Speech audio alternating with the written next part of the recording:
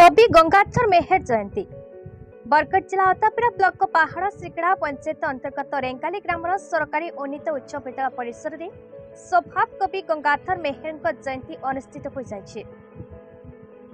उक्त विद्यालय प्रधान शिक्षयित्री श्रीमती पद्मिनी प्रभा त्रिपाठी महोदया तत्वावधान में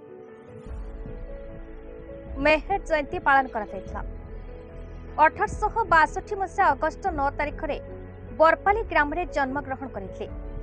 से विभिन्न काव्य कविता समाज मंगल कामना पर रचना करछन्ति। उक्त कार्यक्रम में शिक्षयित्री संघमित्रा विश्वाल, विशाखा कुंभार, गोपिक सेठ तथा भवानी प्रधान अंशुमान प्रधान योगदान करते। पूर्वतन सरपंच विजय कुमार भोई, पीयूष कांत मंडल, मंगन नायक, अर्जुन ओराम, भागीरथी मिश्र, अजय प्रधान, रवि कौड़ी, मंदाकिनी देहुरी, माधुरी केरकेट्टा, सीमा टप्पो, दीपांजलि माझी, मंदाकिनी सेठी, उमाचरण सेठ, मानस विशी समस्त शिक्षक शिक्षयित्री बुद्धिजीवी तथा विद्यालय छात्र छात्री योगदान करते।